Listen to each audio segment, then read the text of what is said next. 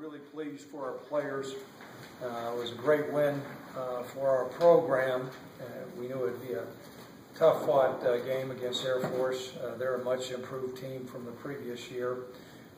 And from what I've been told, a lot of the games between Wyoming and Air Force have gone down to one possession. And so we're really pleased to come up with a win. We certainly can build on that. Nothing builds success like success, and particularly when you have some adversity to deal with. And so that's a good win for us. We were fortunate to work through the game without any significant injuries. When I say significant injuries, any bumps and bruises. So we'll be at full strength getting ready for University of Oregon this week. And so well pleased with the 2-0 start, and I'll open up to any questions. I guess I'm going to open it up to some questions from our media on the conference call.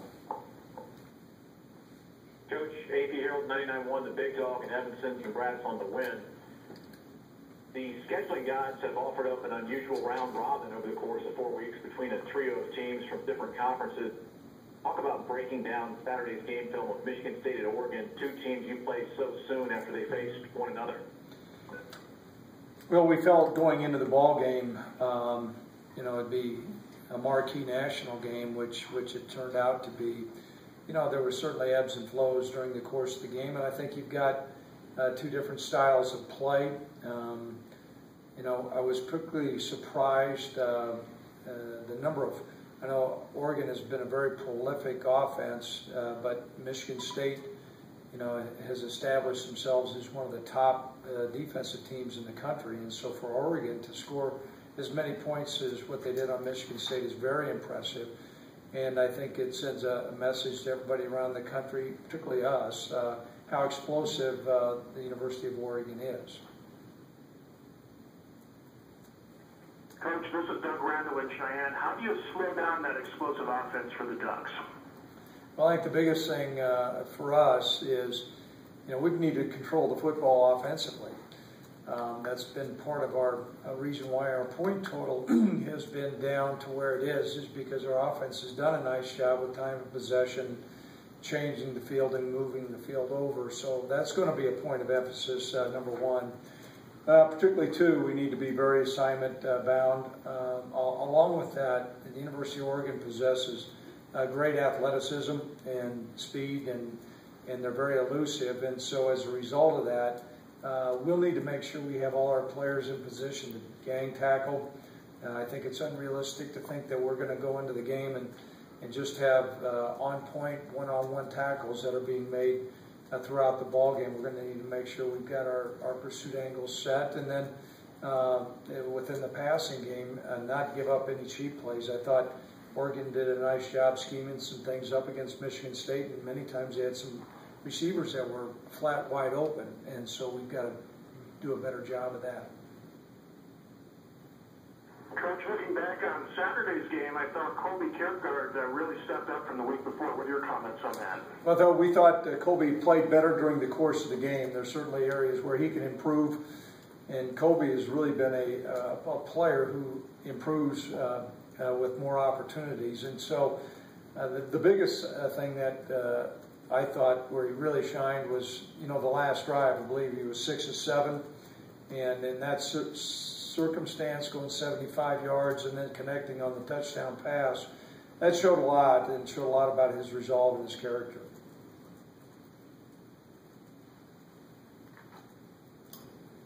Okay, guys, I'll open it up to any questions that people have from our present media here. Greg, obviously, you mentioned Oregon's got a lot of power, a lot of strengths and everything. Are there a lot of weaknesses from what you guys have been able to break down on film or that you've been able to see? No, and that's why they're number 2 in the country. And typically when you're able to score the way they do and then defensively play the way they are, that indicates you've got a lot of talent. Their players are well coached. They have a unique plan, and they execute that plan well. I think what's really going to be important, Robert, is for us to control the things that we can control, and knowing who we are, and not try to do some things that are outside our comfort zone.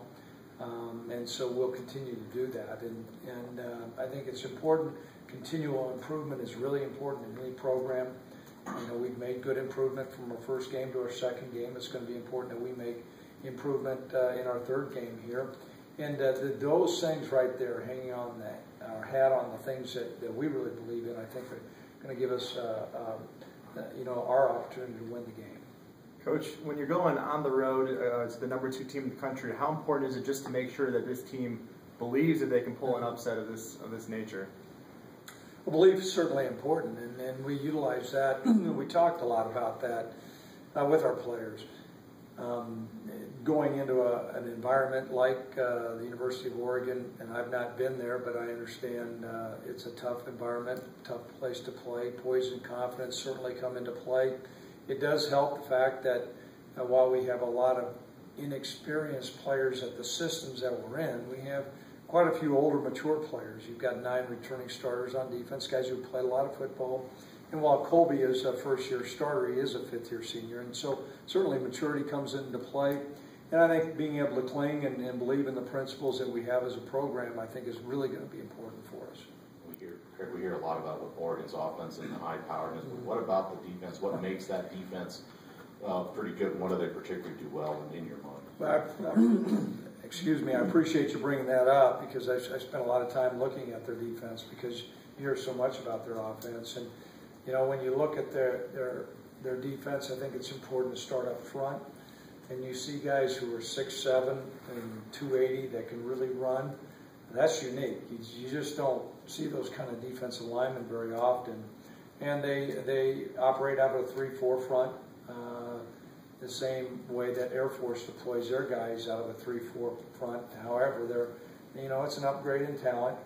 I think they've got a very capable secondary. One of their corners, I believe, is an All-American candidate, and he's got great athleticism and speed. So you combine it with a scheme that 3-4, which we had a difficult time moving the ball with last week, and then along with that, a secondary that can back it up. That poses big-time challenges, and that's another reason why I think they're currently number 2 in the country. Coach, there was a belief going into that Michigan State game that Oregon had tough times with physical football teams. They seem like a physical football team themselves. They just may not get that credit that it's all about the finesse and all that. Do you see them as being a physical type of football team that can play that way? Well, I think I'm sure there was a point of emphasis by their coaching staff to change beyond just being an athletic football team to becoming more physical. And you see the difference between last year's team and this year's team, that they are more physical. And that's going to be another tough element to combat, and we pride ourselves as being physical as well. Coach, how do you feel like your linebackers have played where, 2 weeks and 2 Mountain West Defensive Players of the Week, and of course 3 seniors, and it seems like they've all sort of stepped up? It's been great to see and different guys out there making plays, and I thought Mark played well along with Jordan. And this week will be another challenge. I know the University of Wyoming in the past has been a program that's given up a lot of points. I think currently we're giving up 12.5 points a game, and that's a change now. And we'll need to utilize that this week. As Robert was talking about, their offense, garners a lot of national attention. Well, there's a reason why, and so Jordan's play was exceptional in the ball game. He came up with a big 4th down stop and caused a fumble, and he'll need to play well Saturday. When you mentioned, had trouble, especially running the ball against that Air Force 3-4, was it just them coming from different angles? Did they throw some different wrinkles, and what kind of adjustments were you hope to make facing another 3-4 team with, granted, a little bit more talent there? They did. The Air Force did a nice job. They changed some things, and it took us a while to get prepared for it. Now they stacked, as everybody says, the box. I mean, they had a lot of guys deployed at the line of scrimmage, which really helped us. We got behind them a couple times in the passing game, and so we utilized that. But we'll need to be able to control the line of scrimmage to give ourselves a chance to win against Oregon, and that's going to be a big challenge. And so Air Force did a good job. You're right. I mean, there was a couple new wrinkles that they had shown, and some of the blocking patterns that we had didn't match up particularly well, and we'll need to make some adjustments here. From what you've seen, what makes Marcus Mariota such a special player at that quarterback position for the Ducks? He's got certainly a live arm, and he's a competitive guy. I don't know. I think he's lost 3 games since he's been I shouldn't say he, but since he's quarterback, they've only lost 3 games. You know, this guy's 6'4", and I saw him make 5 Michigan State tacklers who are very athletic miss. And so you have a guy that's 6'4", that's a competitive player, that's got a live arm, that makes a lot of people miss. That's a pretty good combination right there. I know along your depth chart, Williams Eugene has moved in behind Darren White at that free safety. Can you know he joined you at camp? You know, Yeah. Do you know much about him, or what can you tell me? Didn't know he's from the Virgin Islands. I know that. He can do a heck of a reggae impression. Coming into camp, we didn't know a lot about him, and but you look at his physical size, and he had shown things during the fall camp. We double repped, which gave an opportunity for a young man like him to show what he could do. He learned more, and we utilized his skill set, particularly against Air Force.